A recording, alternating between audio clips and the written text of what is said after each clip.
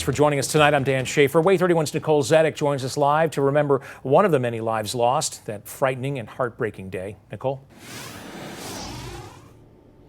20 years later, and most people can still remember exactly where they were on 9/11. And for those that lost a loved one during the terrorist attacks, it doesn't get any easier as more years pass. This song is dedicated to the victims of September 11th and to my brother, Major Dwayne Williams. Even though it's been 20 years, it feels as if it's yesterday. When the first plane crashed into the Twin Towers 20 years ago, Roy Williams from Jacksonville, Alabama, thought it was a freak accident. We saw the first plane hit the World Trade Center towers. We thought it was a horrible accident. But then the second plane hit. Then we knew we were about to go to war. And I just felt that Dwayne was getting ready to go to war again. I did not know the Pentagon had been struck. His brother, Army Major Dwayne Williams, was in the Pentagon that day. Life, as we know it, has changed. He tried to call his brother, but no one picked up. And then, And we got that knock on the door.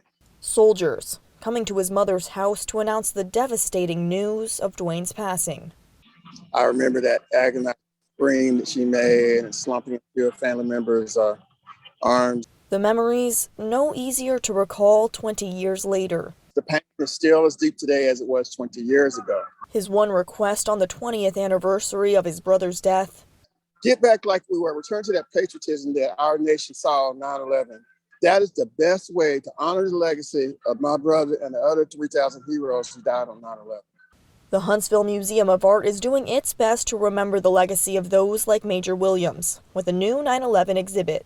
We hope that people are able to remember this tragedy and remember the victims and maybe find some hope for the future. Hope that Roy continues to hold on to. I hope that people will always remember the legacy of what happened on 9/11, the heroes of 9/11. You can remember those like Major Williams and the 3,000 other victims at the 9/11 and Beyond exhibit here at the Huntsville Museum of Art. It will be open through the end of November. Reporting live in Huntsville, Nicole Zedek, WAAY 31 News. Thanks, Nicole. Major Williams was honored at the Jacksonville High School homecoming game tonight. There will be another ceremony in his honor tomorrow at the Jacksonville City Cemetery.